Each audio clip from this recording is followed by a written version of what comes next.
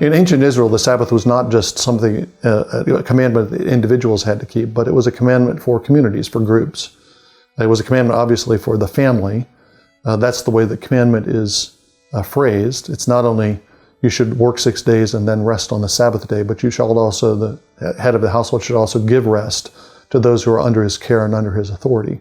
So it's a legislation that applies to the group, to the family. But it also applied to Israel as a whole. The Sabbath commands of the Old Testament were not only about the weekly Sabbath, but the Sabbath command was also about the various cycles of Sabbath that we find elsewhere in the law. There were Sabbath years, entire years, where Israel didn't sow or reap. After a cycle of 7 of those Sabbath years, there was a great Jubilee year when slaves were freed, and when they went 2 years of fallow ground without sowing or reaping and relied on the Lord's bounty to get them through that Sabbath time. These are obviously laws that can't be kept just by a small group of people, but this is part of the social legislation of ancient Israel.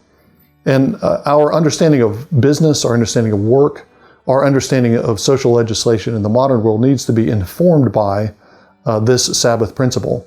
Whether or not we're going to keep Sabbath in a strict way, the way the Old Testament Israelites did, whether we're Sabbatarians or not, we can still learn lessons about how to organize our work by looking at the Sabbath laws. We can draw some principles from it.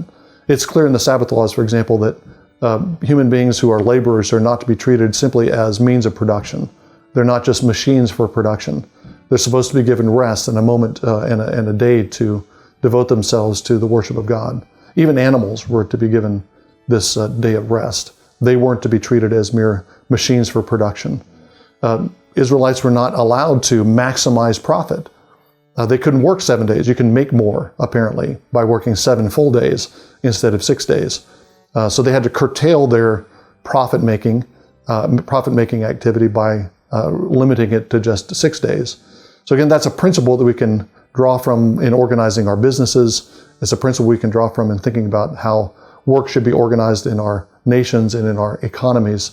And in that way, the whole of our work gets infused with this Sabbath principle. Our work is infused with this sense of the goodness of work and the grace of God that's given in Sabbath.